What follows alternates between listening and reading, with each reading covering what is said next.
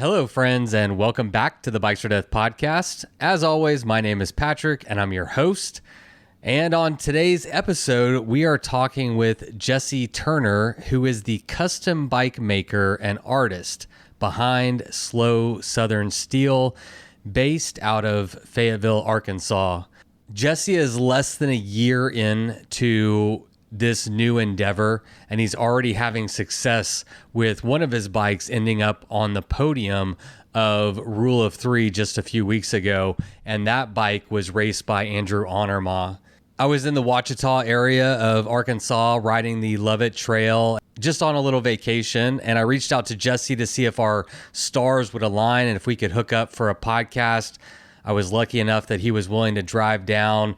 We had a chat on a park bench in the Joplin campground area.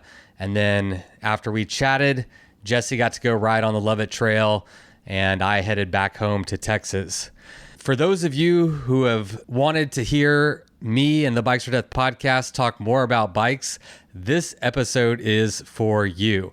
We're going to be talking about bikes pretty much the whole time, but in true Bikes or Death fashion, we're going to get to know Jesse a little bit first before we get into what makes Slow Southern Steel special. We have to know about the man behind these amazing machines. So, of course, Jesse brought his personal bike with him to this interview so he could ride it. And I think before I even shook his hand, I swiped his bike from his hands and took it on a quick little jaunt. And I immediately fell in love with it. It was kind of ironic that his inseam and mine it has to be like within centimeters. It was so dialed and set up perfectly just for me, and it fit me great. And it really did ride. Well, like Jesse says in this podcast, it rode like a bike, but it rode like a damn good bike. I also really like the aesthetic of this bike that he personally rides and all of the bikes that he makes. And so while I was there, I also took the opportunity to do a quick photo shoot with Jesse and his bike and of the bike itself. And Jesse also sent me some pictures of his shop and this jig that he built when he was just getting started. So after you listen to today's episode, head over to bikesfordeath.com and you can check out that full photo gallery and take in these bikes for yourself. One quick note, I do want to apologize. I am fighting a cold today, but in show business, the show must go on. So bear with me and we will get through this together. All right, well, before we get to today's episode, I want to take a moment to thank the people that made this possible, starting with our latest batch of patrons. We did have one new patron sign up this week, so we'd like to give a shout out to Jesper Thunstedt, all the way from Sweden. Thank you so much, Jesper, for signing up. We also had a couple patrons increase their pledge, so we'd like to thank Robert Rupp and Manuel Busse for increasing their pledges and helping Bikes or Death continue to produce these episodes. In just 1 week from today, actually, 6 days from today, I'm going to be getting in my Subaru and heading to the end of Tour Divide to capture the finish line and hopefully talk to some of these amazing athletes. And last year's trip to the end of the Tour Divide was quite expensive because I bricked a Subaru on the way home. The engine completely, exploded, imploded, died, whatever it did. I'm not a freaking mechanic. That Subaru is dead. It's sitting in my driveway still. I don't know what to do with it. I'm not a mechanic. I got a new Subaru, so we're going to hope that this Subaru can make the trip, the full trip. I need it to get me there and all the way home. But as I've learned, traveling can be expensive. And so if you'd like to support these efforts, you can find out more over at patreon.com/bikesfordeath. And also, I want to remind y'all, if you haven't picked yourself up a pair of Ombras yet, you are missing out. They are the world leader in armless sunglasses. Sounds weird, I know, but don't just trust me. Trust legends like Sarah Swallow, John Watson, Ultra Romance. You'll see these armless sunglasses dangling around their necks or on their faces, and that's not by accident. These are amazing sunglasses, and Ombras is making it easy for you to own a pair and support your favorite podcast all at the same time. How are they doing that, you ask? Well, Ambros is offering you $20 off any pair of their sunglasses. All you have to do is use code BOD20 at checkout. You get $20 off a pair of sunglasses, and Ambros will send Bikes for Death $20 as a thank you. So this is a win-win situation. To check out their shades, go to www.ombraz.com and don't forget to use the promo code BOD20 at checkout to get yourself $20 off a fresh pair of shades and send your favorite podcast a fresh $20 bill. All right. Well, all bills have been paid, and now we can get to today's episode and my chat with Jessie Turner. I do want to give a shout out to my editor and my friend, Ben Crannell, who's been on the Tour Divide, and unfortunately he had to withdraw just yesterday after 4 days of battling sickness and stomach problems. He made the hard decision to withdraw from the race, but just want to give a shout out to Ben, our editor. I had to edit this podcast 100% from scratch, and it's been a while since I've had to do that. And I miss you, Ben. So I just want to give a shout out to Ben. I appreciate all the hard work he does behind the scenes over here at Bikes for Death. It was fun watching your dad on the Tour Divide, and I can't wait to see you back out there again, because I know you'll be back, and I know you'll get that monkey off your back. All right, everyone. Well, without further ado, let's get to my conversation with Jessie. But first, let's have Miles Arbor kick it off with the Bikes for Death theme song. You load up your bike, you ride away from home. You could be with your friends or you could be alone. You ride for a day or maybe more. You just love being in the great outdoors. Everything you need is strapped to your bars, including that new pillow you got from Santa Claus. And then you think, oh shit, to yourself. You left that super lightweight tent on the living room shelf. Bikes for death. Bikes for death. Podcast. Followed the speed limit the whole way here. I was like, I can't get pulled over this morning. So yeah, it was good.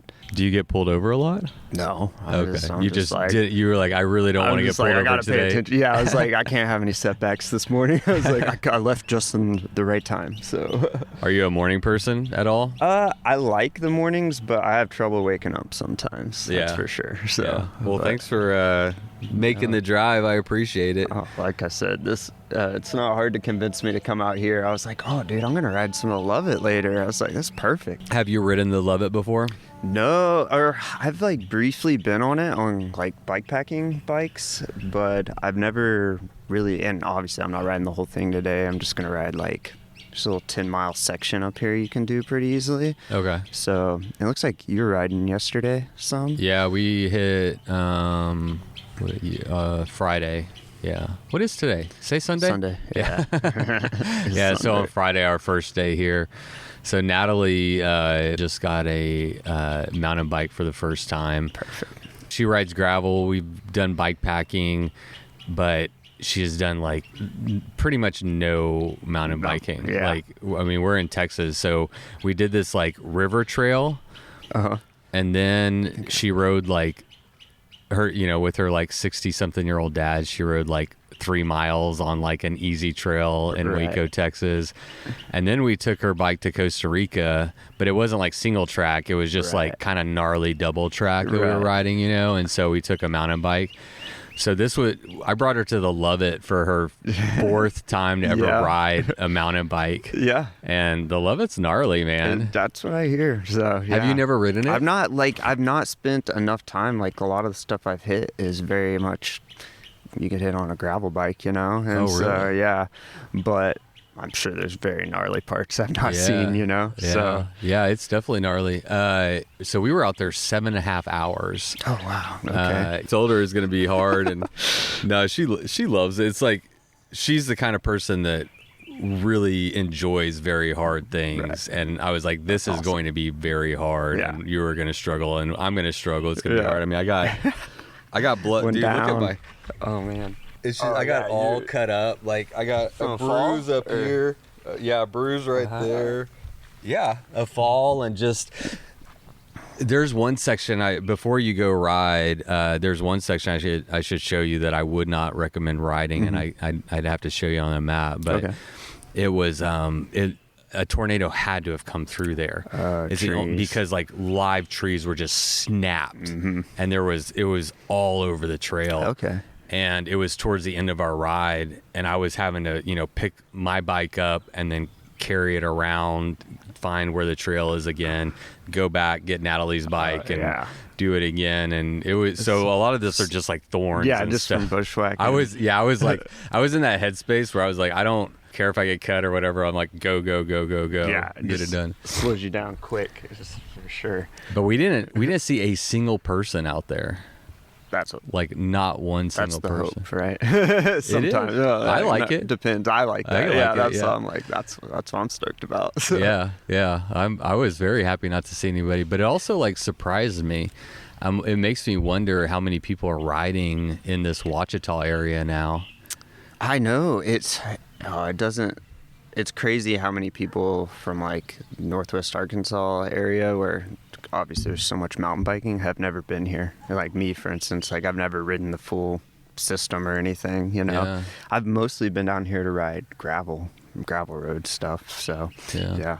Is that just because of your personal preference for like the type of riding you do? Oh, it's just hard to leave when you have so many trails. You're just like, unless I want to like make a trip out of it, I'm like, I can go hit trails right any day of the week. Like my front door, me and Andrew live together right now, and so we can like leave our front door and hit like 25 miles of single track out in Fayetteville, actually. So y'all are in Fayetteville. Yeah, we're in Fayetteville. So what single track is that? So it's mostly like the Fayetteville Traverse. So it's like it kind of connects a few different trails within Fayetteville, and so it's like a combination of like greenway and like little like pump tracky kind of stuff, like rollers and pack down stuff, and then it cuts through campus now and stuff, and so that's really cool. There's even like it goes under the highway, which is like there's not a great way to cross the highway right now in Fayetteville on a bike at least, but there's a cattle tunnel under it, and so the mountain bike trail like will put you into this cattle tunnel that it's closed down now for cattle, obviously, but you can ride your bike under the highway and like connect two trail systems. It's really awesome. So does it connect to like the Razorback Greenway? Yep, all connected to that. Yeah. And if like Centennial Park, which is where they've been racing like all the big pro races and stuff, like XC style stuff in Fayetteville, it connects that to like kind of the downtown area. So which they're all smaller trails, but like kind of in-town trails, but kind of Fayetteville famous, so. I haven't ridden any of those trails. I'm only familiar with them by looking at like heat maps, and like I know I like visually I can picture it like in a heat map format what you're talking about, but I've actually never done any riding. I've done a lot in like Bentonville and Bella Vista up there, but I just haven't made it to Fayetteville yet to do any riding. I think and it's a little bit like what do you call it, like obviously Bentonville is the place people are going to go if they're from out of town, but Fayetteville has got a little bit different style trail, which is fun. It's a little more like hand cut, maybe a little more old school stuff, right? A little more techie, a lot more rocks. So but I don't really know why that is. I think Fayetteville is just like, we're going to keep them classic here, so. Well, a little bit of everything, man. Exactly. So yeah, that's what I was wondering, like, because I'm from Texas, it's I think it's 6.5 hours to get to like Ouachita where we are here, and you got the Womble and you got Lovett. And what do you remember the third trail that's over here? It was part of Lindsay Shepard's Ouachita Triple Crown. Oh, the Triple Crown, yeah. I can't remember the third trail. Anyway, there's another one. Yeah. I'd have to look. Yeah, it's fine. I don't remember either. But so I've like whenever I drive to Arkansas, a lot of times I'll just kind of stop in this area because it's closer.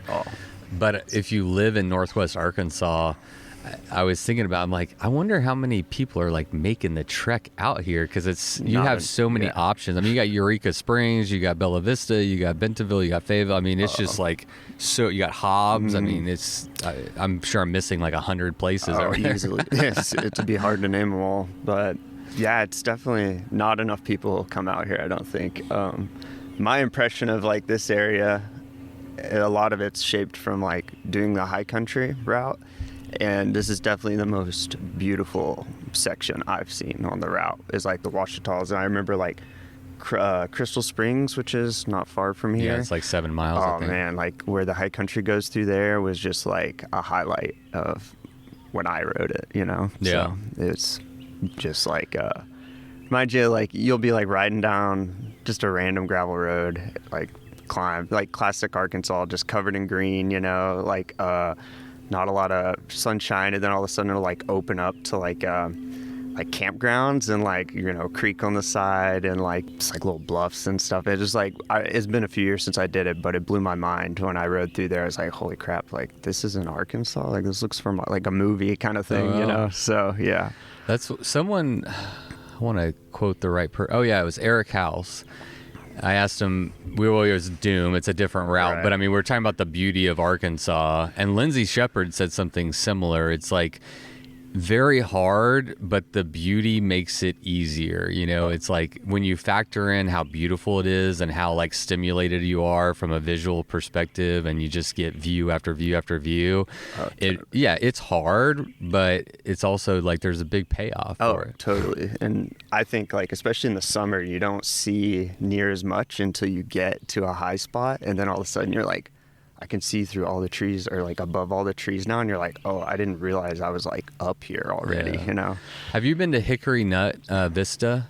No. Okay. That might be. Check it out. Yeah, I mean it's actually not far. It's probably like 5 miles from here on the Lovett to get up there. Okay. But I think it's one of the best views in Arkansas. So you get, I mean, it's only like 1,800 feet, but you know we're at 700 feet right now. So you get up to 1,800, and you have almost a 180 degree view of Lake Ouachita, and then you get like, you can see for miles, like on a day like today where it's just clear, you'll see for miles, and you just see like, you know, rolling mountains or hills or whatever, you know. What do you call these, mountains or hills? I'm sure a lot of people call them hills. I think they're mountains. I'm from Texas, so I'm like, yeah, these are mountains. I'm climbing mountains now. Actually driving out here, I was like, that's a mountain. That's a mountain, totally right? a mountain. Yeah, come on, man, that's a mountain. Yeah, it's huge. Oh, how long have you been in Arkansas? So are you from here? Or? Yeah, I'm from here. So I grew up here, and it's weird because like I've ridden outside Arkansas some, but like, you know, 99% of what I've done is here. And so, but I grew up 99% of the riding you've done has been in Arkansas. Oh, totally, yeah. Wow. So just born here and born here, yeah. Got into bikes here. So I was born. Actually, I was not born here. I moved here when I was like 3. I was born in Alabama, and yeah, my parents moved here like, I don't know, like 91, 92. And so basically, I grew up here. We lived on like a farm outside of town. So, which town? Fayetteville. So just outside of Fayetteville, yeah. So a little bit, kind of its own bubble of Arkansas, you know? So it's like, it's a unique place to grow up. And you're like, I'm from Arkansas, but not that Arkansas, you know, or whatever, you know, not way out there, but the city. You know? I'm guessing you would be west of Fayetteville. Yep, west of Fayettille, yeah. So there's just west of Fayettille, right? So, which is awesome because I grew up on like the gravel roads that we ride constantly to leave town, and it's like, hey, this is my grandma's house. Like, man, that's crazy. You grew up in Arkansas, and you're like, this is good. Why would I leave? Like, you don't even leave to go ride bikes other places. No, like, you like it here. That's been the weirdest thing because like growing up, I'm like, oh, I'm gonna move somewhere cool. Like I was really into like motocross and like dirt bikes when I was like a teenager, and like we lived on a farm, so like we had the space for it. But it was always like, I want to move to like Southern California where like motocross is cool and stuff. And then like the older I got into bicycles, and then like the more bikes have grown in this area, it's like I cannot leave, especially with like, oh, you're gonna make bikes your career. It's like, okay, like you probably need to stay here. Like, you know, you got a couple customers here. Exactly. Connections, yeah. That's the big part. So yeah, that is big. I'm actually interested to know about your motocross a little bit. Yeah. Like what years of your life were you doing that, and then when did you transfer into like bicycles? Bikes. So motocross would have been like, I started racing when I was like 13. So I was a little, not some kids start when they're like 6, you know. So I was Yeah. like a little older, and then I raced until my senior year. But bicycles were kind of like alongside that. So like as soon as I had a dirt bike, I was like into BMX, you know, because it's like, you know, hitting jumps and whatever. And it's Yeah. also like motocross, it's like you ride like once, twice a week maybe, you know, where bikes are, you can ride them whenever you want, you know. Right. You don't have to like gas up and beg your dad to drive you somewhere, you know. Yeah, there's actually So- a lot of crossover between not just the sports, but the athletes that do motocross. A lot of them are mountain bikers or BMXers, right? A ton, yeah. Yeah. And it carries over great, you know. Right. So, but yeah, so I was like always riding. BMX was like the big thing when I was in high school. Like besides motocross, that was like the bicycle part of my life. And I think when I was like 17, I got a job in a bike shop. It was like my first real job ever. And it was all like, I was like, I want a discount on BMX bikes, you know, that's all I wanted. And like within a year working there, I like had a road bike and like had like, you know, a few other just random bikes, you know. And at the time, I actually didn't mountain bike yet because, like, in my head, I was like, oh, that's kind of lame. Like, BMX is, like, way cooler, you know, or whatever. And, but that would have been, like, so that was, like, into high school, started working in a bike shop, and then just slowly kind of got into bicycles completely. And I was like, okay, like, and, like, as soon as I was done living with my parents, it's like I couldn't afford motocross anymore. So it was kind of like, I was like, you know what, bikes are really fun. They tick all the boxes that motocross did for me. And so, but yeah, so. Yeah, you can't do motocross at 13 without a lot of support from your family. I mean, know, I can't there's believe it. no way. Yeah. No, luckily my dad was like obsessed with that kind of like, just like hobbies like that. Like actually before that, I raced a go-karts when I was super young, when I was like 7. Were you an only kid? No, I'm the oldest of 4 children. Oh, dang. So, yeah. So Were they kinda, doing all this kind of stuff with like? Yeah, totally. Okay. Well, so it's Good parents. They're awesome. So they're like three older brothers, and I have a younger sister. Or not 3. There's 3 of the 3 oldest are brothers, and then my sister, and 2 of my brothers. They were into dirt bikes too, and like one of them got into like racing and stuff. But I'm the only one who like stuck with it really after like high school, which I say stuck with it. I like transitioned to bicycles, but like, you know, we all had our separate hobbies you know, went our own ways, you know.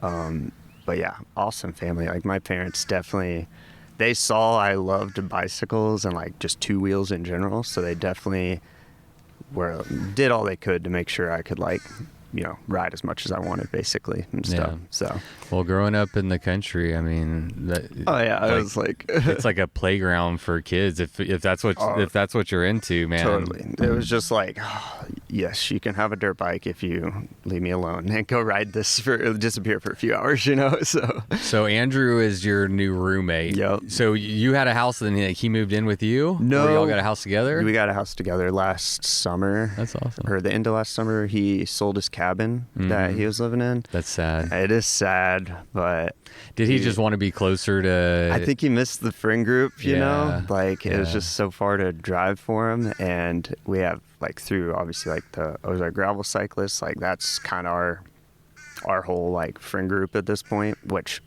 not whole friend group, but a big part of it, you know? And so I think he was just like, man, I'm missing everything. And so and I think it's just expensive. Like if you end up having a job, it's like, got to commute like a long ways. So I think that's kind of what did it for him. Like just I don't convenience speak for him, but yeah, I think that's what it was. So when Andrew moved in, you were like, if you want to live together, I have to build you a bike.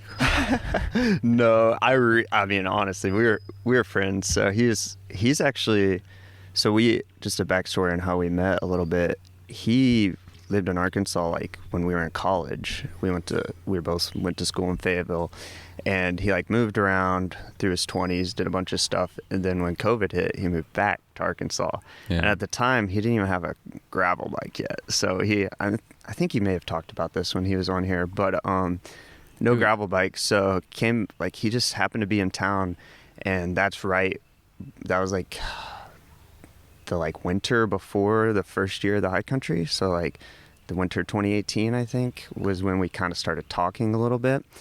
And he saw me do like the high country or try the high country the first year in 2019. And then when COVID hit 2020 and moved down, immediately actually did a few gravel rides on a road bike and then immediately got a gravel bike. And then that's kind of when we became homies, you know. But I do remember like when we tried the high country 2021. Or I'm sorry, 2020, that summer, which is when they canceled it, but we just were like, we'll do an ITT and go do it anyways. And like right then I was already talking to him about like frame building. I was like, man, I think I'm gonna chase this like dream kind of frame building. And so he's kind of been there since the beginning. So I think now that things are kind of in full swing rolling, he was like, yeah, I gotta ride a bike. And I was like, yeah, I gotta have you on one of my bikes. Because I'm like, I'm always like, dude, if you got like some sick hookup, I'm be like, yeah, dude, go ride for that big brand, you know. But I was like, you know, right now, man, I was like, it'd be sweet if you were riding my bike, because I know you're gonna get some eyes on it, you know. Yeah, so for sure. We'll put some ears on it. He can put some eyes on it. Yeah, dude, I'm very thankful. It's gonna be awesome. So I tried to get him a deal, but he turned me down. Tire clearance, right? Tire clearance, yeah. I remember that. And now I see why, like, having the big beefy tires here in Arkansas does make a lot of sense. It does. And it's like once you have tried them out, that it's like, how do you, like, you'll put smaller tires on and you're like, it's just not as fun. Like, you know, you gotta keep the big tires. Yeah, so. That bike, for the listening audience, I guess we haven't mentioned, but Jesse here has started a bike company, Slow Southern Steel. That's it. And you're like less than a year into building bikes, right? Yep. This is like a brand new thing. Totally. A little over a year building that bike, at least. But yeah, as far as a business, it wasn't really legit till like January. So, yeah. But we're fully legit, insured. What made you, like, you said you've been talking about it since like 2018, 2019. Like, where did that idea come from, and what made you actually want to pursue it?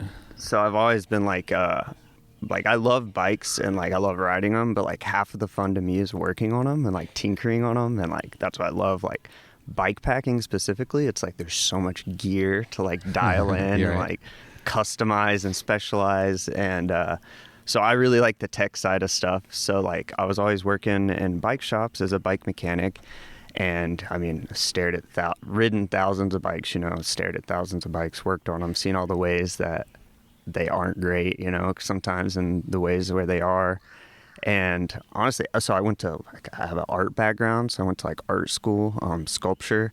So I had a little bit of like making experience. And so I don't really know when the dream popped up, but honestly, probably like as soon as I realized it was a possibility, I'm like, oh, you can make your own bicycle? I was like, I want to make a bike. So I've been thinking about it for like 10 years at least now. So never really intended to like make a company necessarily, but it's kind of like all the cards are falling into place as far as like I feel like I'm in the right area. It's a good timing for it. And I'm in a good spot for doing something like this. Like I'm a single dude, got a roommate, pretty cheap rent. So I don't have a lot to cover. So I was like, if I'm going to do this, like now's the time. So, so I kind of just went for it in a way. So like in 2020, I had just signed up for welding school. So I went to college originally, art degree, of course. So I did not have a job in art in any way. You know, I was not making money through art. I was still working as a bike mechanic for a few years after college. I was like, man, bike mechanic's super fun, but like you're never going to make that much money, you know, unless you're like in a really specific position, you know, or something. And so I was like, man, what can I do that like I will enjoy, that is lucrative, basically? And welding was kind of like, I was like, I've always been interested in welding. Like art school, I welded a little.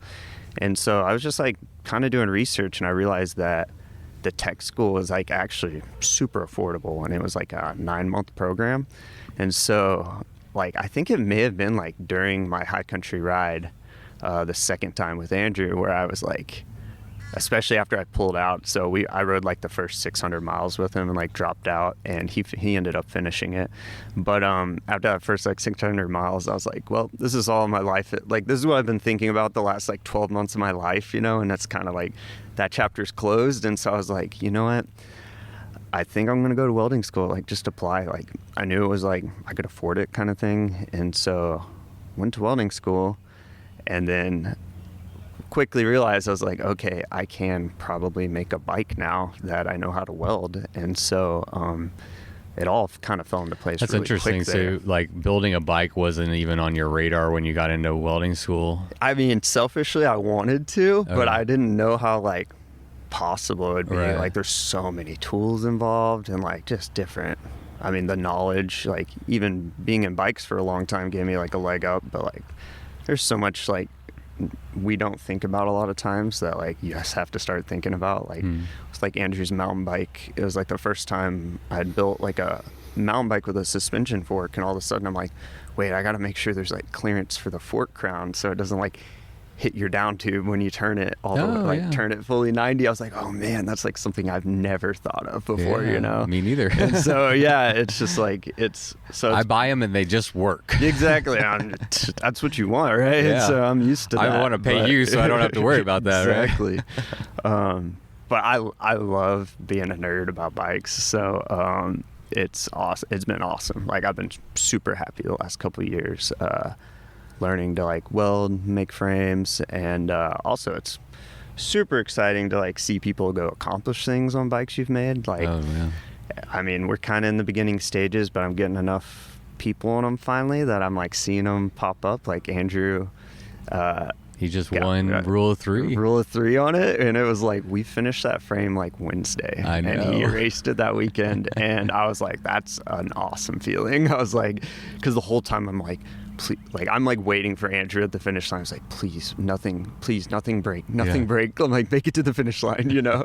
That's what I'm thinking. From your, like, you don't care if he wins. You just really don't want your bike to fuck up. Oh yeah, especially now. I'm like, everyone's watching Andrew, man. Yeah. So yeah, that'd be rough. And like, I mean, he didn't even get to like, you know, he finished it Wednesday, and like days later he's racing, so he didn't even get to like stress test it or Not at anything. all. Like, it's just, all right, here we go. yeah, he's got. Were you stressed? Or is he I like? was most stressed about the single speed aspect because I don't know if you've ran single speed a bit. I'm sure. Yeah, and I have too. But like my only issue I've ever had is like if you don't like dial in chain line, and like granted most of the time we're trying to like piece it together with like I got to use chain and like this worn out cog, you know.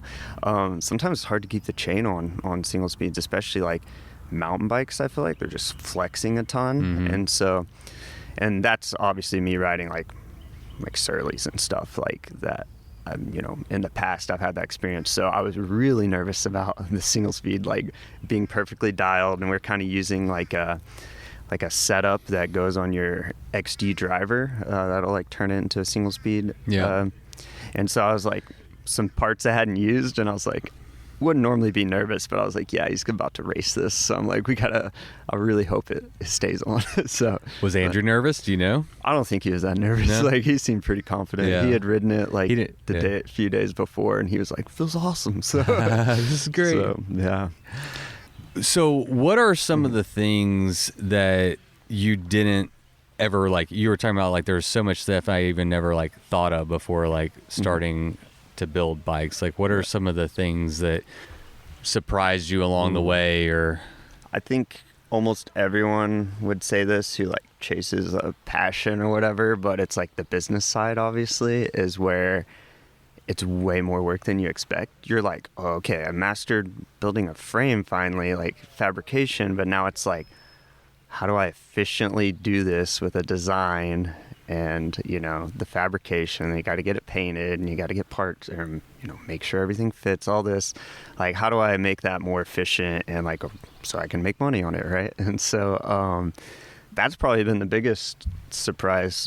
It's not even a surprise. I knew it was going to happen, but I don't think I underestimated it a little bit. Yeah. Like, I'm much busier than I expected to be, which is awesome, right? It's good to be busy, but But yeah, I was like, man, I'm just gonna be building bikes, hang out in the shop every day, like rolling in at 10 a.m., like doing my thing. And it's not been like that at all. It's like, yeah. That's a great answer. I'm going to echo the same thing with the podcast. Just any business, you know, you never realize how hard something is from the outside. Oh, never. Like, there's no way I could explain to people. And I'm not trying to like complain. I love what I do, but there is so much work that you're doing in the background that no one will ever see or know about. And it's just like, it's a lot, man. Running a business well, you know, it takes a lot of work, you know. And like accounting, like that's like the crazy part. I'm like, I got to keep books now. And it's like, it's pretty important because, you know, you got to know what your cost of goods is. So you know what your profit margin is, so you can make this sustainable, you know, like how much do I have to pay myself? How much, you know, like. Oh, totally. It is a huge learning curve. And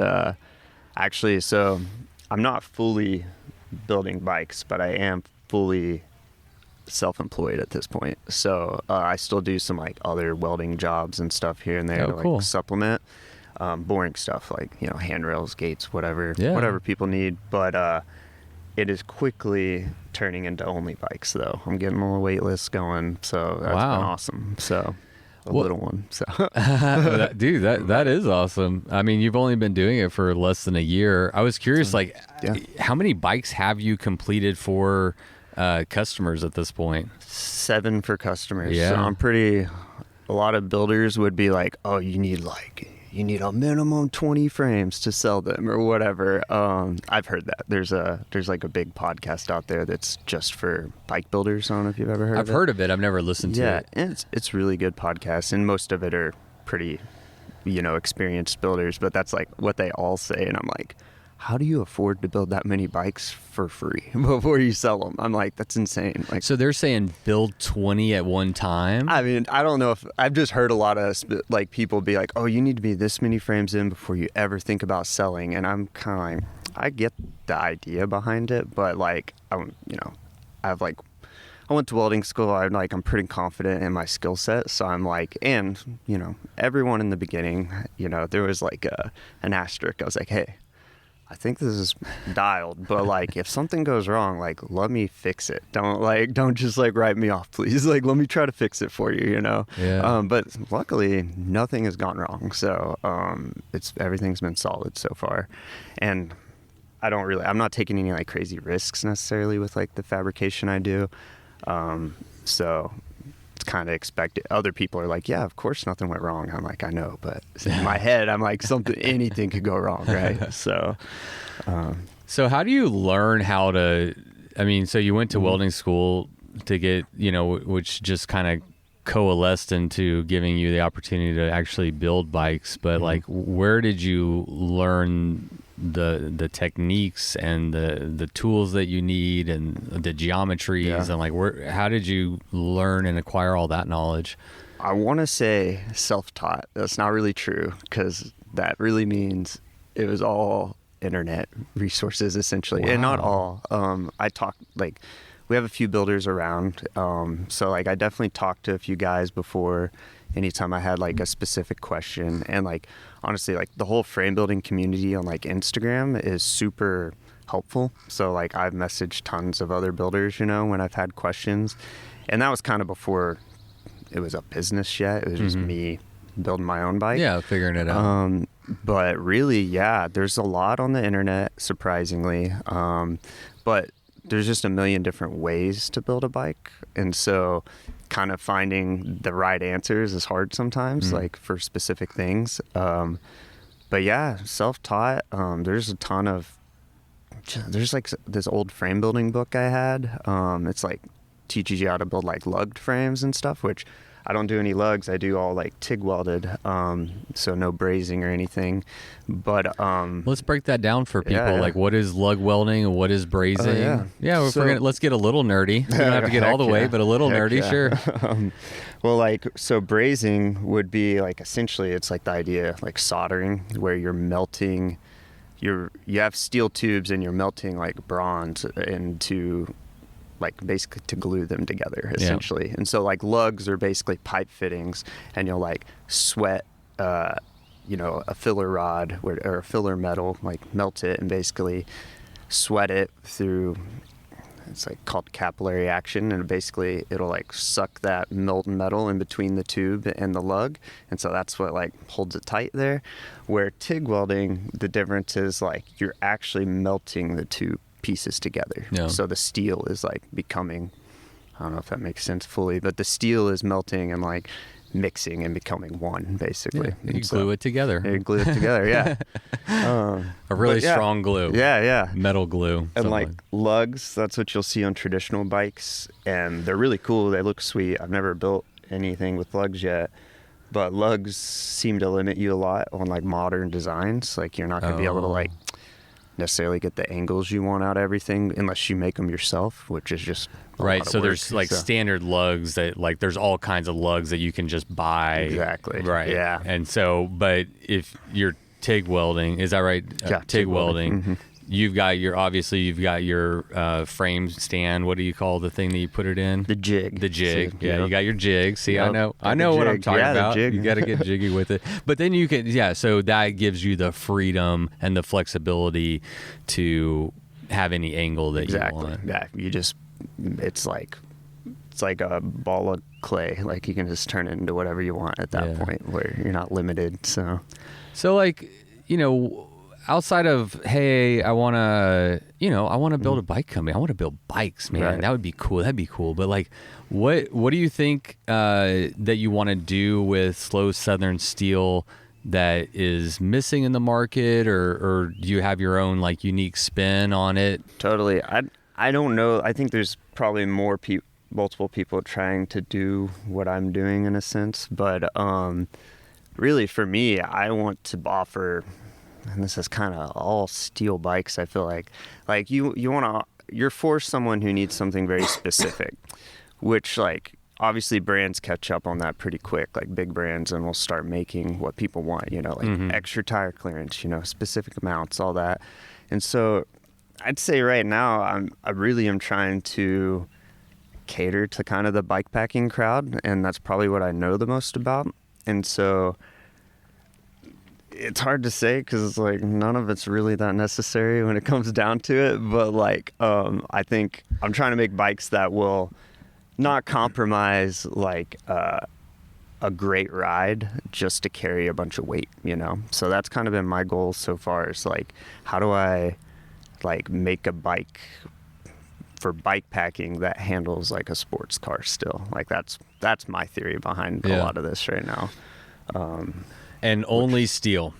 Right now, I would love to like do some tie stuff at some point, because why not? And will you change your name? Slow Southern Tie? I thought about that. I kind of boxed myself SSTs. in, dude. I did with Bikes for Death too. It's like I can't talk about anything else. Exactly. Not that I really want to, but it's like you're here. So I think you can. You can do whatever you want to. Totally. Yeah. I mean, because the roots are still slow Southern Steel. Exactly. It's like that's still your root. So this might be interesting to talk about the name Slow Southern Steel. Sure, let's hear it. So originally, this is like, I bet this is like 2014, 2015. I was like, I only rode steel bikes at the time because it was just like hipster kid, It's like, I only ride steel. And so there's this, and I listened to like a lot of metal, like heavy metal stuff. And there is a documentary that's actually, the producers are like based in Arkansas, and it's kind of underground documentary, and it's called Slow Southern Steel. It's basically about like metal bands from the South, it's very underground, but I like heard that name and I was like, Slow Southern Steel. I was like, okay, that's my Instagram name now. So I changed my Instagram name to that. Back in 2014? Yeah. And then not intention to obviously make a company out of it, but so I just was like, everyone knew me. It's like Slow Southern Steel. And so it's just funny because I'm like, I don't feel like I fit that image when people see me necessarily, but maybe I do, but I don't know. I think you pull it off just fine. Yeah. Okay, heck yeah, long hair. No, but then so I was like, just when I start talking about it, like all my buddies are like, oh, you have to call it Slow Southern Steel, man. And so that's kind of where it came from. And yeah, I love it. No letters yet asking me to change the name. So I think they dig it, honestly. So yeah, your branding is great. The triple S. Yeah. And I kind of like, I love that, like, simplicity, like Sabbath vibe, like that era, essentially, like a little more 70s, like classic. The gravel bike, it's a little unofficial, but like right now I've been calling, they're all different, they're custom, but like any gravel bike I've been calling it the Sweet Leaf, which is a Black Sabbath song. Okay. And so trying to stick along those themes, like with all my names and stuff. Yeah, but that's cool. I don't really have any other models yet. I know Andrew digs that because he's into the same kind of music. It, yeah. So that's right in his jam. That's how we bonded a ton. So I don't know, which is funny because it's like, oh, that's cool. Like for certain people, they get it. They're like, "Oh, that's sweet," but like, most people buying bikes are not. They don't get the reference at all. I didn't get it at all. Fine. Yeah, I just thought I was like, cool name, good branding, cool bikes. But it's cool to find out that there's like layers to it. So you touched on this, and it was a question I was going to ask you. So all custom bikes, no, hey, we have this gravel bike and I'll just build you one. Like, what is your thought with, will you always be custom? Will you want to do, production bikes, so to speak, or what are you thinking? I think so right now I am like all custom. I think production would be cool at some point. And really just I don't think I'd get rid of custom necessarily, but like if you have a few standardized models, you could probably get the price down a little bit, which would be awesome. And there's a lot of companies kind of doing that already. And it simplifies some, like especially if you're going to build multiples of something, that makes it much quicker. You set your jig up once, you're like, okay, I'm going to make 3 mediums, I'm going to make, 3 smalls, I'm going to make 3 larges, or whatever. And that would be sweet, but it's like, I don't want to like jump in, invest a bunch of materials, make a bunch of bikes until I'm like confident they're selling, right? And so, but custom and all has been really fun because I did kind of have a few models that I was trying to sell, but like every single time like I start talking to someone, they're like, I like it, but can we change this one thing? And I'm like, sure, of course. But there's certain customers that are awesome. So they just like know what they want. And so it makes it easy for me. Like actually, Joe Fox, who he did Doom this year, and he just did it like a few weeks ago again. And he owns, oh man, I'm going to be in trouble. I don't remember his bike shop's name. Cycle City, I think. Google it. He owns a bike shop. I can. And but he anyways, I'm going to be building him a frame here shortly, and he sent me like the best email ever. And it was just like every spec you could ever want, like he had thought about it already, and I'm just like, oh, this makes my job so easy. Like I'm going to make what you want now. like I don't have to design it and like explain to people the whole process, because most people aren't not most people, but a lot of people, like they're familiar with like head tube angle and stuff, but like beyond that they're like, oh, geometry, it's like whatever, you tell me. And so chainstay length, I don't know. It's scary because I'm like, I don't know what you're gonna like. But I was like, this is what I like, but what is that like? I mean, I'm curious about that. So I mean, and I think just for the listening audience, I mean, I call you up on the phone and I'm in that crowd. I know a little bit about geometry, I mean, I have a general idea, but I mean, what is the process of, hey, build me a bike? Yeah. So I'm still kind of ironing it out like fully, but so far it's kind of been like, there's this initial discussion about like, what type of bike are you after? Like, what are you going to do with it? What are your intentions? Are you going to try to carry certain things with it? All that.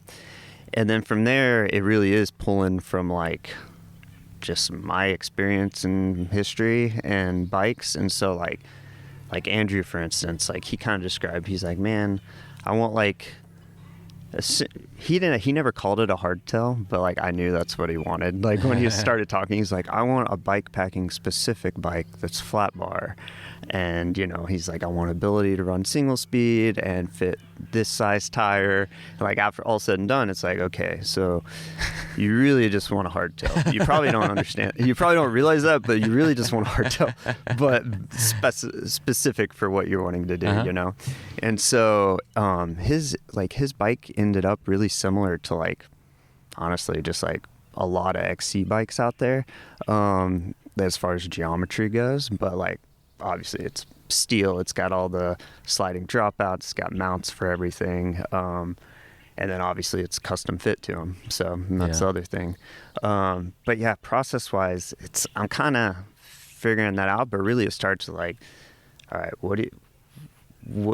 explain to me what you want to do with this bike, and from there I'll basically just start like a bike CAD drawing of like ideas, and like I don't think I'd ever make anything that would be like nothing's like risky, you know. It's like the only thing with like Andrew is like, how slack do I make it, you know? It's like if I make it too slack, he's not going to enjoy it as much on gravel, but I'm like, but I think slacker's better, so it's like you want to go as slack as you can, you know. And so yeah, so it's kind of a back and forth process a little bit, but it's really customer to customer. It's different because like Andrew pretty much like he told me all that.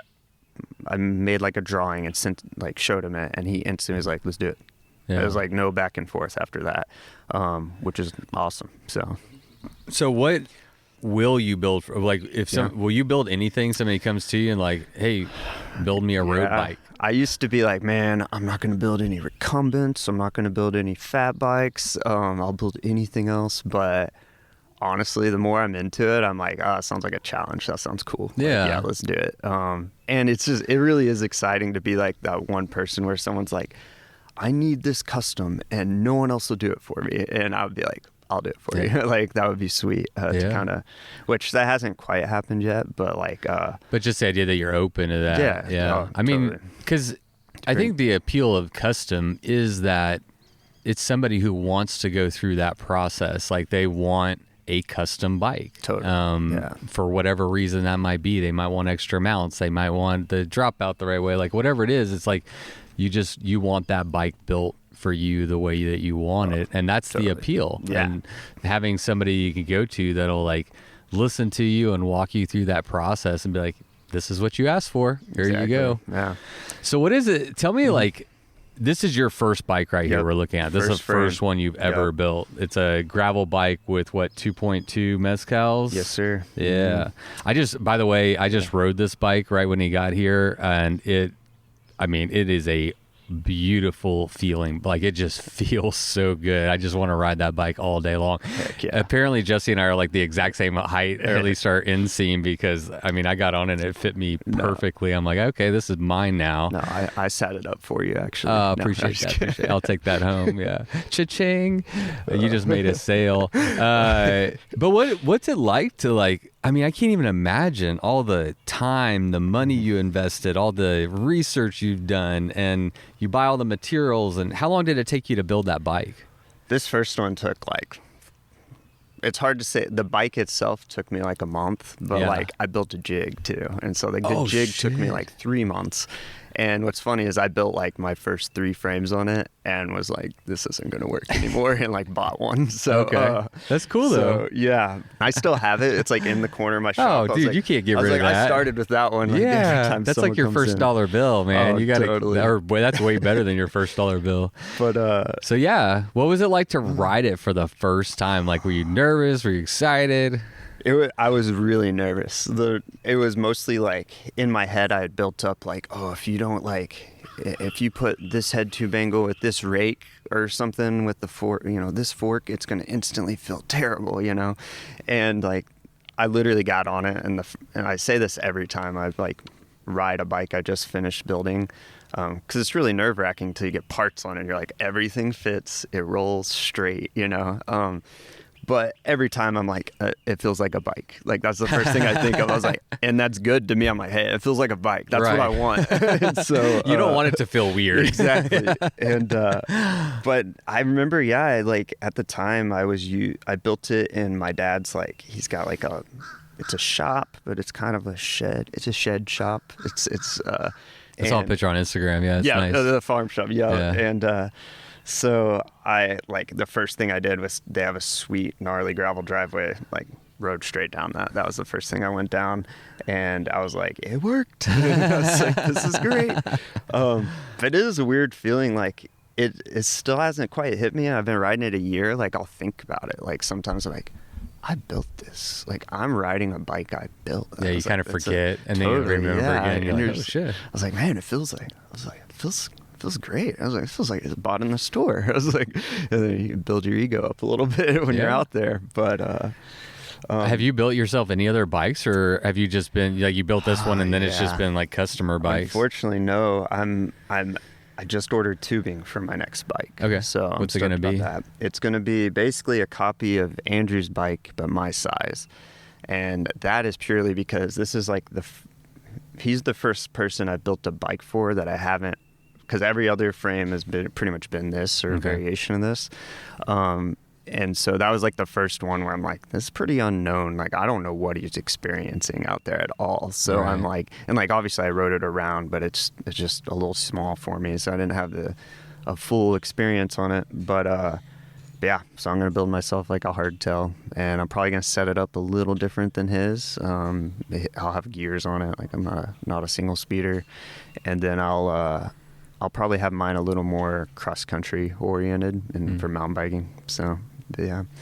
So can you give me an idea of like let's say I wanted to buy that bike right there from you. How much would that cost? With parts and everything? Yeah. Sure. I bet you're probably looking like in the $5,000-$6,000 range fully. So pretty reasonable for you're in line with what you would expect to spend on it. Yeah, totally. Yeah. So you've been able to keep your costs down. Yeah, I mean it's been you learn really quick. You're like, okay, I'm not ordering stuff from this place anymore, or whatever. Yeah. But I've been able to, within reason, I can make money on it. So it's working out. Like the frame itself, I'm charging $22 for that one. And that does include like paint normally, but this one does not have paint. But yeah, I love the patina on it.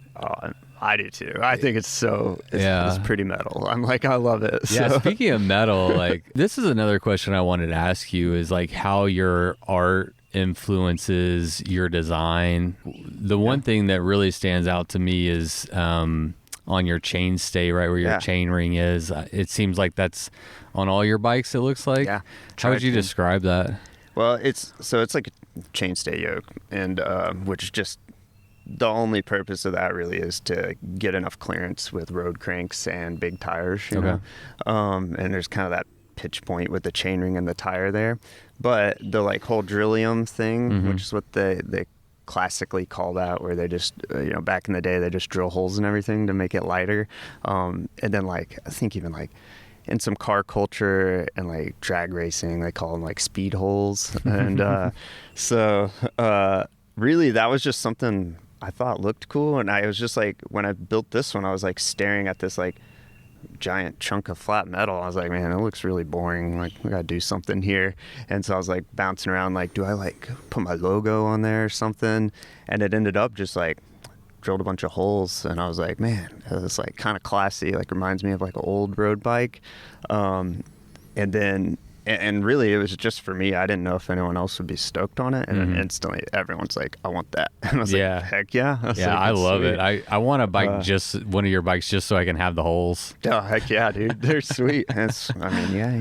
You make a good looking bike that rides well. I'm interested. Heck yeah, dude. I want to take that one. Let's do it. Let's go. And demo it for a bit. Yeah, I'm interested for sure. Are you gonna paint this one, or are you gonna leave it patinaed? It's so hard to decide. Like I've come up with some really cool paint jobs in my head for it. Like all Harley based, something. I'm like, man, I want some flames on there, something cool. Right, old hot rod style. But I just like, then I'll walk in the room and be like, man, but the rust is so nice. And really, it's been rusting a lot slower than I expected. I assumed by now it'd be like super rusty, but I guess like it just. Well, that begs a question, and this is something. I mean, but I would assume rust takes away from the metal's integrity to some degree over time? It definitely does. On the outside, you don't have as much to worry about. It's like surface rust. So like at some point when it kind of gets fully rusted, I'll probably try to like contain it somehow, like put a clear coat over it or something. Right. But I think the rust that really causes issues is when you get it on the inside of tubes and it sits there for a while. And Arkansas, it's really humid here, but it gets hot enough that like I don't think like things obviously condense and you'll get water in your tubes, but nothing like somewhere up north where it's just wet all the time, At least it does dry out here at least, So I don't know. I've drilled drain holes and everything, so hopefully we're draining all that water out. So we're learning as we go. Yeah. Tell me about this one that it seems like you just finished a bike that whenever you mentioned the Harley paint job, it has a really dope paint job on. Yeah. And was that like a fat tire road bike? What? Yeah. So I guess that was another bike that wasn't the gravel bike, but I built that for my buddy Jeremiah, and it's actually my rent. So I rent shop space from him, and we basically worked it out where he has a carpentry business, so he already has like a giant warehouse essentially, and he's kind of just using the back for storage, and he's an awesome friend, super supportive of this whole endeavor. So he's like, hey man, like you build me a frame, like year's rent right there. So awesome deal for me. Done. And so we built it, and he had some great ideas on paint. He's a big Harley guy, so that was all his idea, but I mean, it's awesome. I love it. I was like, I would totally rock that bike. Well, that's another great reason to get custom, right? Totally. Paint or the aesthetic, whether you paint it or don't paint it, is a big part of the aesthetic of a bike. And, I think we all are a little bit particular about the way we want our bike. I mean, a lot of us, like, not to say our identity is totally wrapped in it, but you want it to be a reflection of kind of you, and you want to look at it and be like, yeah, I want to ride that bike. Definitely. And the wrong color on a bike can totally fuck it up, I've sold bikes for that very reason, So, I am the type that's like, if your bike looks good and like, just like you walk out of, it's in your bedroom or whatever, and you walk in, you like see it and you're like, I got to ride. Yeah. You just get so stoked looking at it. I was like, that's the type of bike I keep around. Yeah, I'm about to turn this mic off and go ride your bike some more. That's where I'm at. I'm ready to go ride. Screw talk. No. Yeah, dude. Let's do it. So who's doing your painting? Are you painting, or you're hiring that out? Painted some, and they aren't the best. But I'm not a painter. I could probably learn it, but what I learned about paint is it's a lot of work, and you should leave it to professionals. And so we have a buddy who he paints like Harleys and hot rods and stuff, and so we were like, you want to paint a bike? And I think he was like, sure, bike, that's easy. And then like after he painted, he's like, man, bikes are pretty hard actually. Like they're skinny tubes. It's like you're trying not to have any paint runs anywhere, and there's it's constantly curving, so there's no flat spot. Yeah. And a lot more angles, like in a car. It's pretty flat. I mean, compared to a bike, it's a lot flatter of a surface, smoother, not as many angles, but yeah. And there's so many little nooks on a bike, like, inside angles and stuff that are hard to reach. And so, but he did a great job with it. Really, he honestly hooked it up a little bit. So hopefully the plan is to keep using him. He's a buddy. He's right down the road from the shop, so that makes it easy. And it's kind of cool to keep it local. One other kind of cool thing about that bike, that road bike, is it uses an Allied Echo fork. So like the carbon fork, which is Allied's like road bike essentially, which is kind of cool because it's like, as far as I know, it's the only carbon fork made in America, and it's also made in Bentonville. Yeah. So I was like, it's 100% Arkansas. This whole bike, yeah. And so I was really stoked about that. So you built the frame in Arkansas. They manufactured the fork in Arkansas, and then it was painted in Arkansas. Yeah. So Arkansas is fuck. Yeah, dude. It definitely is. That's awesome. And like I do like that.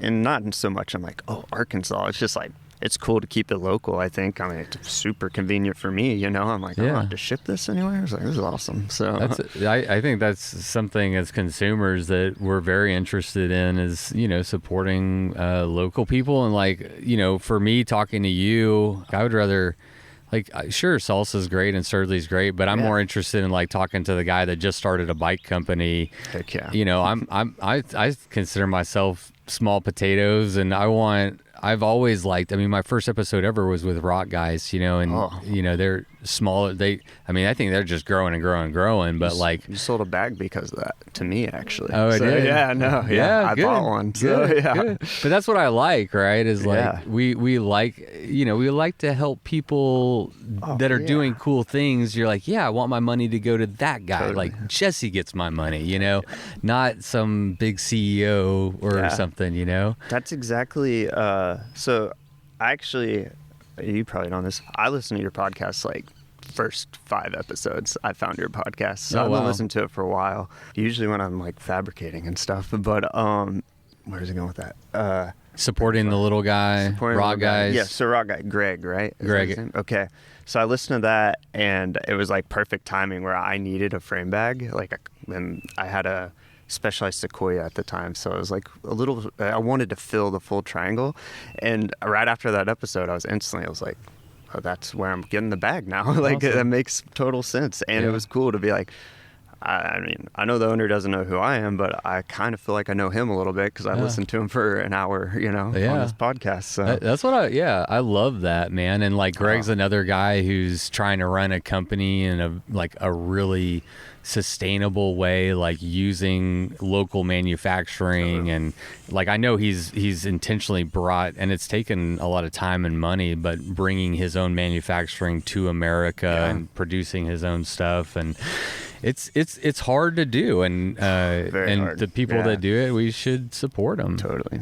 That's one thing I've realized is manufacturing in America, how difficult that is, and how maybe not easy, but like how obvious the option is to like send it off, you know, for someone else overseas to make it. I'm like, if you want to make money, that's the way to do it, obviously. But that's really, I've been like, wow, okay, that's why nothing's made in America. It's like, okay, this makes sense. It's expensive. But so you had 2 bikes on the gravel doom this year? Yeah. Yep. Were they the gravel? Yep. I guess they had to be because Andrews was the first hardtail. They were, and I actually think that hardtail would be a much better option. Yeah. Was yours one of the ones? Yep. Okay. So I did start it. I was a little unprepared for a race like that. I think a lot of people were probably. But more people don't finish than do finish, right? Yeah. I would have loved to be in shape and done it, but I did kind of like sign up last second. It was like, I live with Andrew, and I remember him being like, oh dude, it's like there's 1 spot left, like super stoked, like, and it would have been like the day after he posted it or something, like really quick. And I was like over here on the couch, I'm like, shit. I gotta sign up now. So like I got the last spot, and like Andrew looks up like at me, he's like, you bought it? I was like, yeah. So I was like, in the whole thing, I was like, man, I got like Laura, who I built the other one for that raced. I knew she was doing it, so I was like, all right, I got to do it too. Get my bikes out there, get them in the race. And that is the kind of like event, you know, I'd want, or, you know, style riding I want to cater to, you know. But yeah, 2 bikes in Doom. So what happened to you? Yeah. You tapped out on day one. Day one, I wish I could blame. With no shame. No shame. I think the tone of my voice was wrong when I said that. I don't. No shame at all. But yeah, what happened? No shame to me. No. So I made it to Jesper, which would be like mile, I think it was 90. Which, oh man, it is basically just like, I get out there and I'm like, whoa, I'm not ready for this, you know. The climbs are harder than you expect, and it's just super rough everywhere. And I've definitely ridden some of those roads, you know, but it's like, you put it all together at once like that, and you're like, man, this is gonna be a rough one. So it's like, it's not a question like I could have finished, but it was like I decided that I was ready to pull out. But what really decided that was when we got to Jesper, I like looked down at my seat post, and I'm like, I had noticed all day like part of my, like the right side of my ass was hurting, and I was like, that's kind of new, like I'm not used to that. And like multiple times I looked down and my post kept going sideways, like pointing one, like a different direction. It was like staying the right height, but it wasn't staying straight. Okay. And I realized once I got to Jesper, it actually cracked my clamp right there. And so I probably could have still rode on it, but that was like, once I saw that, I was like, oh, sorry guys, I can't finish. So, but it did suck because I was like, man, that's the first thing that's broken on any bike, and it's mine. But luckily, I knew why it broke, and it was kind of like I did use basically the wrong tube right there when I built that bike. But it was my personal bike, and so I kind of, when I realized it was wrong, I was like, you know what, screw it, I'm already here, I'm gonna go for it, see how long it lasted. And it lasted a year, so you know, made it a while. So wrong, just it wasn't the right thickness. Yeah, it wasn't thick enough. So you were maybe trying to make it light. And... Totally. And I mean, I think I just ordered the wrong tube originally, and I didn't like. And, you know, it's kind of like you're hashing out your plan. So the tube probably would have been fine if I had a slip-on seat post clamp. But when I welded mine on, it was just a little too thin to weld to. Okay. And so I think I compromised it a little bit. But I was impressed because like it's reamed pretty tight. So like the post didn't slide at all. I was impressed, like up and down at least. Right, you know, it spun sideways, but I was like. It's like, I'm actually kind of glad I noticed that, because I would have really sucked to be out in the middle of nowhere, actually, and that happened, you know, so. So how did Laura do on the Doom on your other gravel bike? So I think Jesper is where she stopped as well, and I think similar circumstances, just like, holy shit, this is crazy, you know, and there was like, I don't know, 20 people that pulled out there, so like, it wasn't just us. But her bike, good company. Her bike held up though, so I was stoked about that. She did take a tumble, I think, and like bent her hanger, but hanger's easily been fixable. Hanger's been. Yeah, that's fine. And hers is the same as this, except hers does have sliding dropouts, which is cool. So. Why didn't you do sliding? Just because you're never going to run single speed on it? So in my head I am like, man, I want to make it like purpose built for like this specifically. I don't want anything extra on there, and like the sliding mechanism adds a little bit, and then there's also slightly more maintenance to it. Just, you know, you get grit in there, it starts creaking and all that. But really, I just know myself, and I don't ride single speed on anything gnarly. And I was like, I'm not going to do it. So and I was like, if I ever decided to, I'd probably just run one of those ugly tensioners, you know. And okay. So, but like also with the sliding dropouts, doesn't that also give you some, you know, like lengthen your chainstay and shorten it, so you have a little bit of a different handling and feel? So totally. And that's why you can see like my tire is basically rubbing that seat tube. And I wouldn't do that on a customer's bike, but for mine I was like, let's just see how close we can get it. So that's tucked. Yeah. So I was like, what's the shortest chainstay I can use without a ridiculous seat tube angle and not rub the tire? Basically, that was my goal. So like her sliders. So you built this bike with this tire in mind, and like you built it around this tire essentially. Yeah, and there are definitely bikes out there that'll fit this now, but there aren't a whole lot that are like still what I would call a gravel bike. Like meaning like they're still like feel like a kind of like race car, like they corner well, you know, like a road bike, versus like it's like a cutthroat sweet bike fits huge tires. But when I'm on a cutthroat, I feel like I'm like 10 feet in the air, like super tall. And so when I designed this, my whole goal was like, I want it to ride like a normal, like I don't know if gravel bike's the right word, but like a road bike, as close as I can get to that. Like I want it to like be low to the ground, like stick to the corners, but you kind of have to find the in-between point though, because you go too low and you kind of like compromise like your ground clearance and stuff, which out here is actually a concern because there's a lot of rocks and stuff, and so you'll be clipping rocks constantly if you drop it too much. And then you kind of have to balance it because a lot of bikes are designed to fit like a huge range of tires. So like they'll be like 40, 38 to 47 or something. But like the bike ride's completely different with those tires, So I did cater it more towards the bigger tire though. So yeah, I love that. Is that how most people are running your gravel bike, is with the fat tires on it? Yeah, everyone's like, what's the fattest I can fit? And I'm like, originally everyone's like trying to fit 50s, and now they're all trying to fit 55s, and now I'm like, well, what's next? I'm like, we literally will have to ride mountain bikes to make it bigger. So just mountain bikes with drops, I guess. Yeah, but it's super fun to try to it's a puzzle. You're like, how do I fit this massive chainring with this massive tire but the shortest chainstay? It's like, it's a challenge. But well, the neat thing is like you're building a bike that is purpose built for riding in Arkansas. Not to say it couldn't do well in other areas, but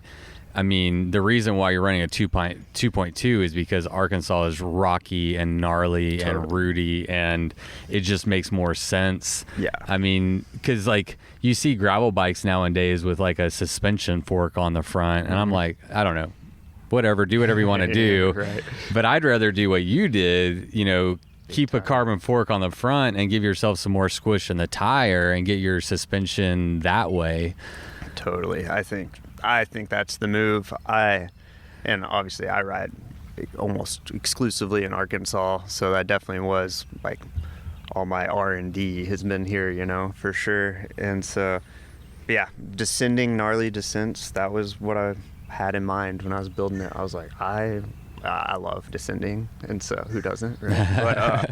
But in Arkansas it gets really sketchy, so so I was like, that's what I was like, I want a bike that is for sure going to handle that and also not be that bad when you have to climb. So since you've been listening to podcasts for a while, you might remember whenever I came up here and rode part of the Arkansas high country with Brandon Pack. Back in the beginning of 2020, it was like that was the first time I actually heard about the pandemic. Was like, because I don't always like pay attention to news just because I'm busy, and so because I don't go into an office and like I can just like sit in my house, I take care of my kids, I run my business, and I'm just like in that mode. And so like I didn't even know that there was like this. I know we weren't that deep into it. It was like it was just happening. But he's like, dude, you haven't heard of the coronavirus yet? I'm like, no, what's going on? Anyway, I'll never forget, like, I was going on a descent, and there was probably about a 45-degree turn to the right. And, it's probably like a 25% grade downhill on loose, rocky, chunky. And then it turned sharply, and I came in way too hot, had to lock it up. And I was just skidding off the fucking mountain. I barely, right at the edge, like just barely hooked it up and kept it on the road. And Brandon was like, I almost saw the death of Bikes or Death. Yeah, you did. But man, it gets gnarly out here. It really does.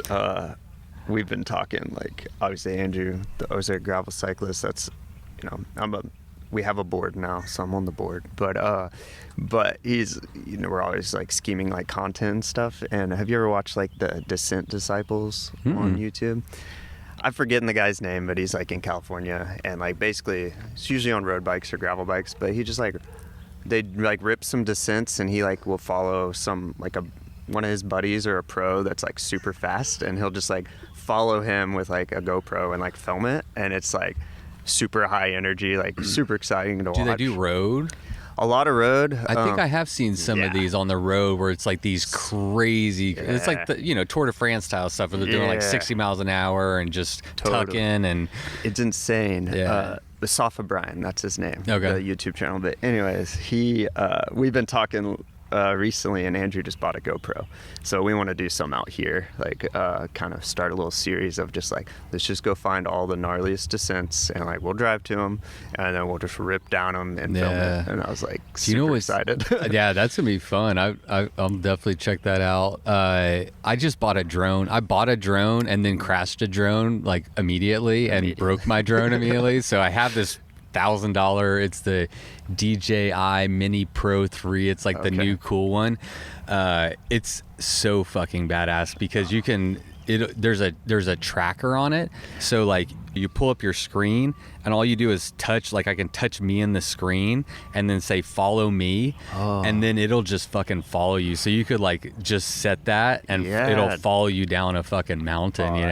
That's insane. It would be cool if mine worked. Okay, if there's anybody on the podcast that knows how to fix drones, please reach out to me.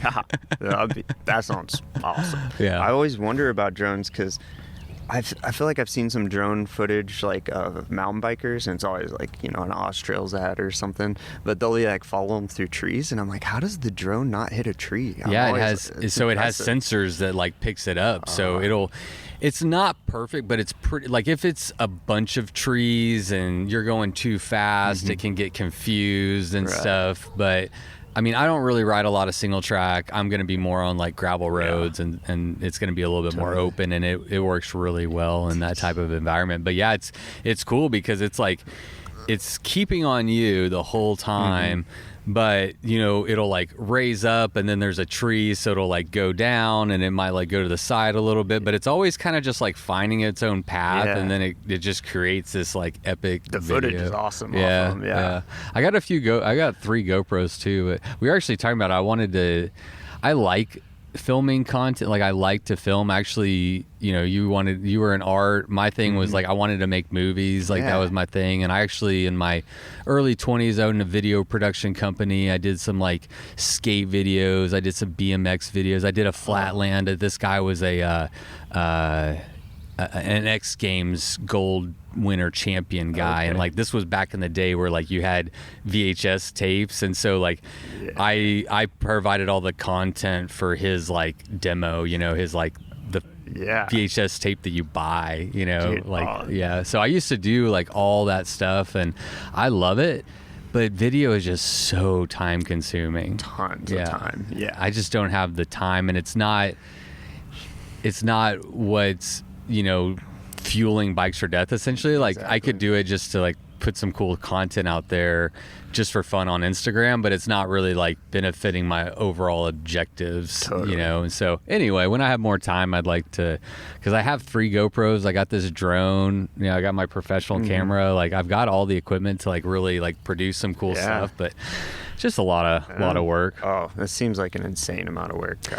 I've realized that quickly, especially like even photographing bikes. I'm like, I gotta hire someone for this. I'm like, this is hard. I was like, I'll take some photos of your bike. Heck yeah, dude. Before we go out today, if you want. I've landed more on photography just because it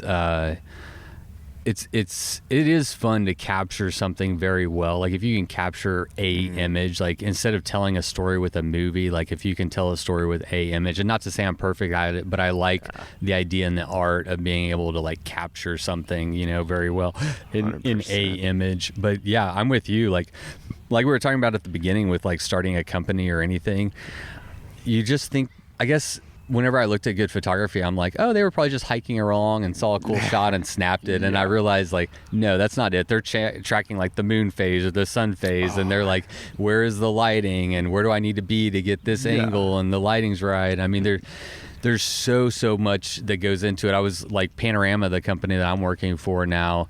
I was looking at their product shot photography, and you have, one camera guy, and you got a light over here, and then you have a guy that's like hand holding a light to get, the light in the right spot, and I mean, it's like, you're not just going out and snapping a picture, you are creating an image, completely. Yeah. And like that stuff, like you were talking about with like creating a company, it's like, you can't just throw a shitty image of your bike on the internet. Like you want to showcase it well, and to do that, you got to get good photography, and that's like a whole nother thing. It's like everything takes time. That happens. Like we'll finish edge, right? The last few bikes have been for people in town, so they'll be like right there when I'm finishing it, and they're like, all right, you got to post the pictures tonight. And I'm like, dude, like this is a terrible day for pictures. I'm sorry, like we're not getting pictures of it today. I'm like, if we're gonna get pictures, it's got to be like dialed, And so, don't judge me, none of mine are dialed, but no, I was like,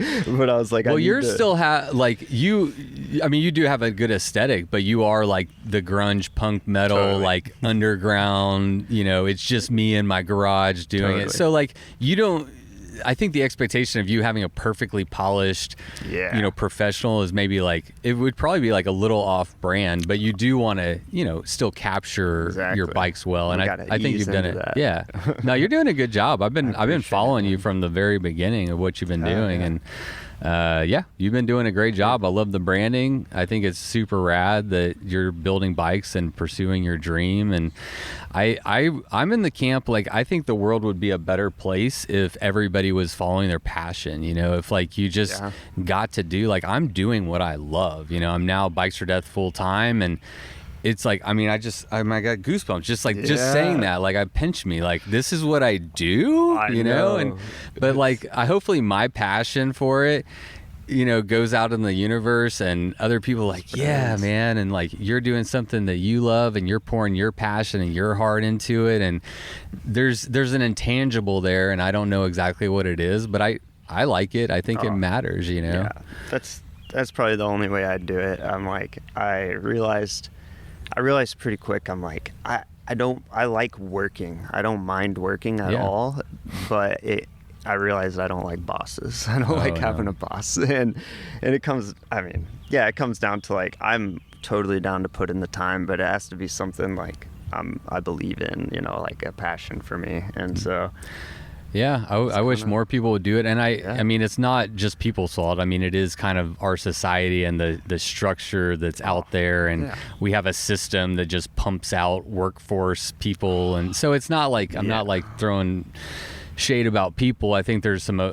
things to overcome in that vein. But I was talking about on the last episode, and we'll talk about on this one, I think I like to showcase like Lindsay Shepherd's lifestyle, your lifestyle, what Andrew Honorma is doing, what Falcon is doing. I mean, there are ways to create a life, and we all have to work. So like, how can we figure out a way to pursue our passions, do something that, edifies you and gives you value, and then also like you're providing, like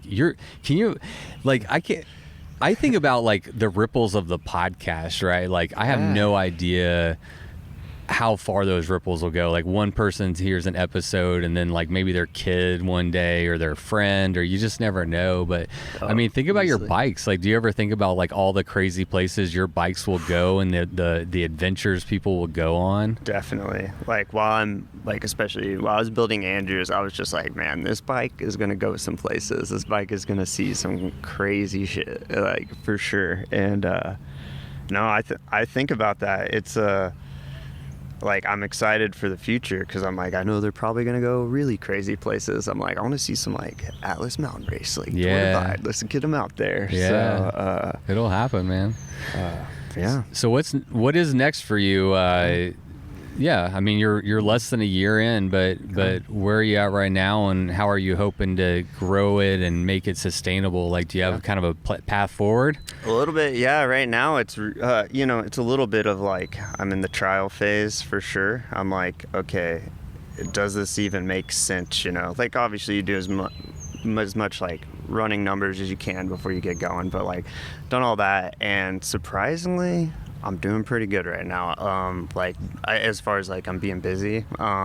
So really right now it's trying to really just kind of find a groove, be more consistent with everything. Like, try to find some consistency as far as like, I'm building this many bikes a month. They're like, whatever, checking off the orders. But really it's just grow it into something that's sustainable.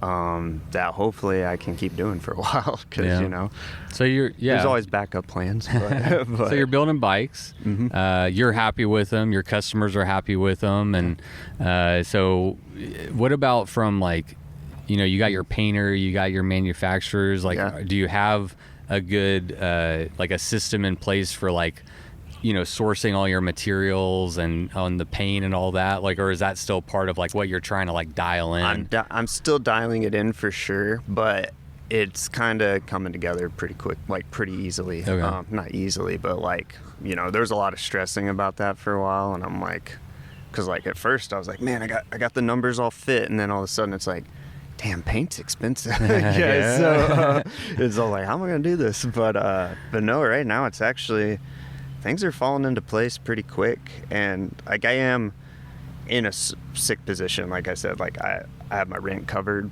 from already for like a year. And so like, if I didn't have that, like we might not be in this position.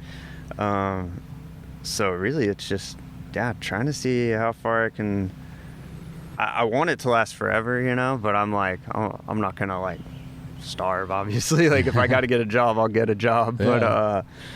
But we all do. I did real estate for, I just dropped it, but I was, I've been doing real estate on the side for 4.5 years, and I've started other businesses. Like I'll be like in one, but then on the side I'm starting something, and you kind of want to like transition into something and not jump all in. It sounds like you're still doing the welding to just, you know, make sure everything, you keep yourself in a good position so you can keep doing it. Part of it's just like, you can't, it's like, I want to just build bikes, but like I'll still get some like welding gigs that are kind of too good to turn up, like as far as money, you know? And I'm like, hey, at least if I do this, I know I can keep building bikes. So I'm like, I'm going to keep doing that. So what about hiring somebody? Do you see yourself like growing it to the point where you'd like to have people working with you? Or that really scares me to think about being someone's boss, but obviously if it made sense, and I realize now that you definitely will probably have to hire someone at some point, because it's a lot of stuff to do, you know? But yeah, I think so, but I feel like we're a little too soon to really know exactly. Like probably get another year under me before I start, scoping out too big, you know? Oh yeah. But yeah, and there's always the question. It's like, okay, because like Slow Southern Steel is definitely a little bit of a niche, you know, like a customer. So I'm like, maybe potentially there'd be another brand in there that's a little more a wider audience, you know, maybe a little more affordable of a bike. I don't really know where that's at necessarily, but and maybe you hear a lot of companies are doing that, where they're really more building like a brand versus just like a bike company. Yeah. And so like it might go that direction at some point, I don't know, but for now I'm a maker, so I want to make things. So I definitely want to, if that means I got to hire someone so that I can just build, that would be a potential. I might do that. Yeah, so that makes sense. Like just from like the numbers, like keeping track of cost of goods and taxes and like all that, like just having someone, maybe just posting to social media, like all that stuff. I have like Emily works with me, and she has for many years, and I couldn't do it. Like first of all, I am not the most organized person in the world, and Emily is highly organized. Her husband is my best friend, and like their house, like, you open up a closet and everything's in Tupperwares and it's labeled, and it's like, she changes her decorations out seasonally, like you're supposed to. And she's just on top of everything. And having somebody that can take over that to where you don't have to worry about kind of the minutia of running the business as much. Definitely. I mean, obviously I'm involved in all that, but like it just takes a huge pressure off me, and it allows me to focus on like, seeking out the guest and editing the podcast and making sure that, the content that's bringing people to Bikes for Death is good, Exactly. And, so that would probably be a good, that's what I'm realizing. Someone's trying to be sneaky. You can take a picture. So let's sell some bikes real quick while we're here. Like, what's your pitch? Like, who would want to call you up and have you build a bike for them? I'd say if you're looking for a bike to do some exploring, bike packing, anything kind of along that vein, or just honestly gravel, honestly, any bike I'll build, like I said earlier. But if you're along that vein, if you and you're a little bored with the general thing in the bike shop, the bikes you're looking at, I'd say I'm probably a good option for you. And then the other big thing would be like, which is all builders, but it's like, if you got really long arms and short legs or whatever, like, we can make you a bike that fits. So but as far as that, it's like it really is, it's like, it's unique. Like my branding, you're talking about the grunge kind of thing, it's like, I feel like unless you're just like a homie, like most of my customers will probably be someone like looking for that style, like bike, you almost think like Crust and stuff like that. Maybe along those lines, but someone who wants like to make sure it's had a lot of all the details paid attention to, and it's made in America, supporting a small artist, I guess. Yeah. Yeah, hell yeah, I'm into that. So like, you know, hey Jesse, I want to build a bike. Do you take a deposit? Yeah. What's the turnaround time? Totally. So there is obviously a little wait list, but like in a perfect world, if there's not a wait list, I'm shooting for like a month turnaround. Oh wow, So, that's fast. Yeah, pretty quick, which that's a little bit of that would be like we've got the emails and stuff out of the way, you know, already. So the full process might be longer than that. But yeah, if you get to, I ask like $1,000 deposit. It varies a little bit. It's right around $1,000, and Yeah. that just covers materials just in case something happens and I'm stuck with a bike, you know. But yeah, hit me up. Well, let me know what you're looking at doing. We'll start like kind of the design process. I'll usually get the deposit before we get too deep into that, and then from there it's like a week of fabrication, a week at the painters, get it back, get all the decals, all that on there, and get it shipped. So Wow. that's kind of the process. So Wow, that's amazing. So how do people contact you? What's the best way to get in contact with you? right now I do have a website. It's sss.bike. So I got the .bike handle. That's which is nice. pretty sweet. Yeah. And there's a form on there that you can fill out that kind of starts the whole process. But you can also hit me up on Instagram. Like I'm down You're not for that big. Yeah, I'm not that big. Yeah, Just go for anyway. it. Yeah, by the way, it's Slow Southern Steel on Instagram, Exactly. or sss.bike Yes. is your Instagram for your Exactly. brand. Yeah. Man, I'm trying to think if is there anything else we didn't talk about with your bikes?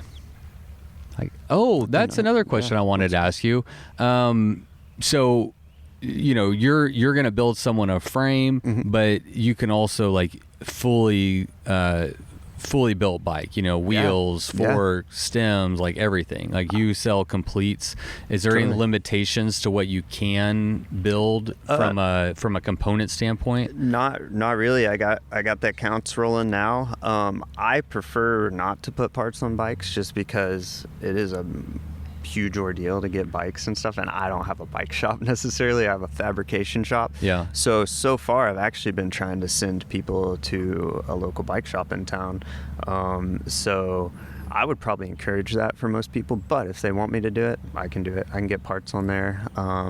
Why is that? Just because like you specialize in building and they customize? Kinda, because I'm like, man, that's a whole nother like, I'm sure some people can handle it, but like that's a whole nother thing to like keep, organized, you know. Uh-huh. And the hardest part recently has been stock. It's like, Right. like I can't offer any like time frames with like parts right now, you know. It's like, Yeah. I don't know, like if we're lucky maybe, like, but otherwise, but bike shops generally, that's what they're professionals. They're way Right. better at it. They can build a bike probably quicker than me, and they actually, like, I'm a little more on the fabrication side now, and so since I haven't worked in a bike shop, I've realized I'm getting a little rusty. Like, I don't know all the new standards and stuff. I'm like, it's kind of hard to keep up with it Yeah. all. So I could almost see a good way. I don't know if this is the way you do it, but like if I was going to order a bike from you and have you build me a frame, I'd almost put my bike shop in contact with you and be like, you know, these are the parts that I want, but basically y'all two can figure out exactly how everything works together. and that's kind of how it's worked with this shop in town so Right. far. Which shop is it? Is it one particular shop that you're trying to? High Roller in Fayetteville has been helping me out, which is kind of like the oldest shop around. I Okay. think they're building, or they've been there since like 74 or something. So they have all the super old tools. So that's why I like it. You go in there, it's like they got campy bottom bracket taps and all that. So They've seen it all and done it all. They've seen it all, but they do a good job, and they're really stoked about the bikes. So it's fun to bring the finished bike in there. It'll be like, this is my experience. I'm building a bike and there's like one part I'm missing on the whole bike. So of course I'm going to the bike shop anyways. But they're always stoked because they're like, oh, new bike showed up, and they're all bike nerds. So Yeah, hell yeah, man.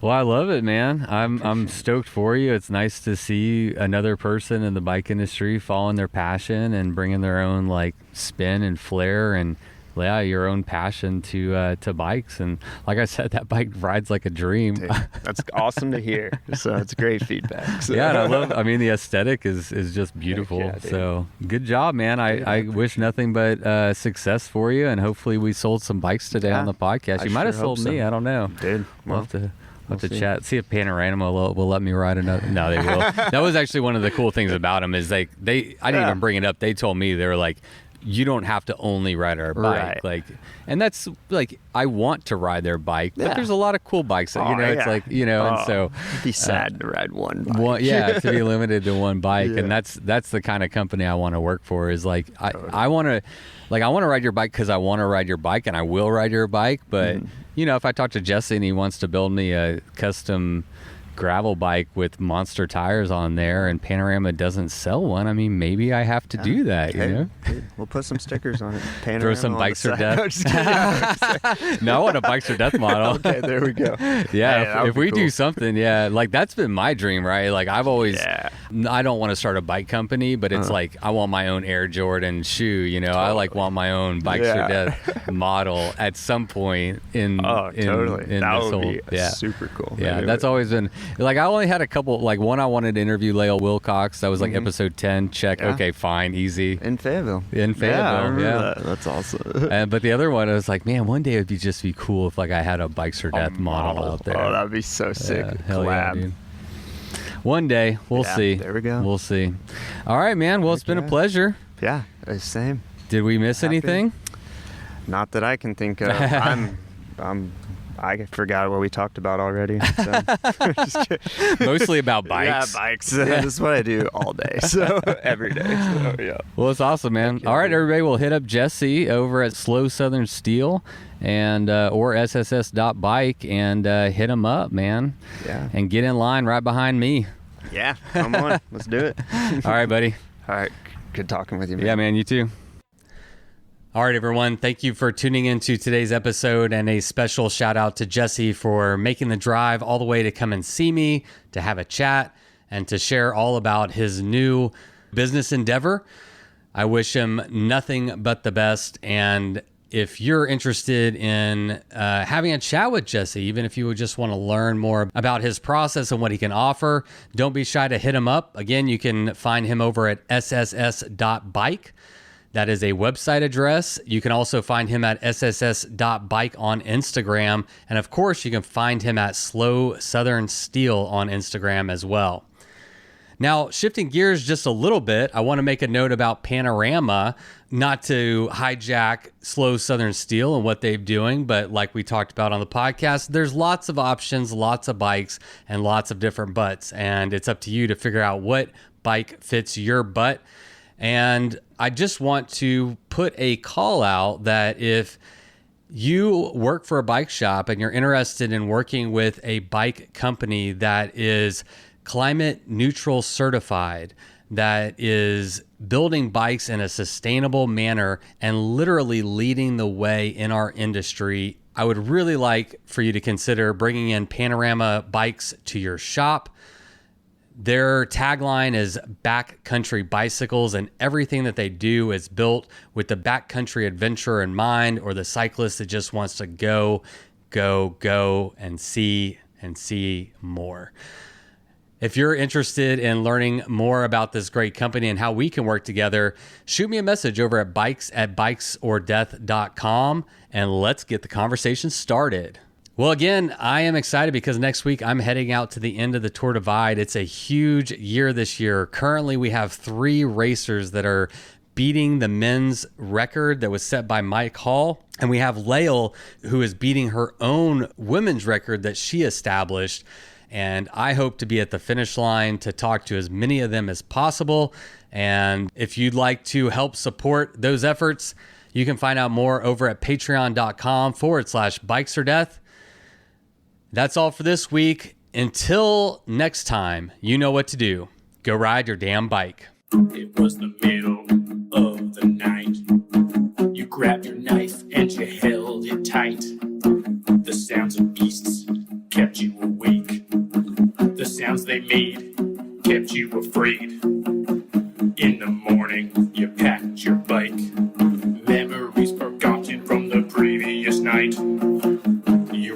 faster than ever before.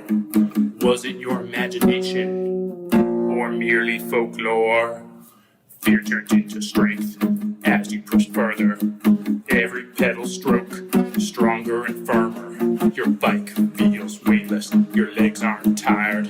You think to yourself, just a few more miles.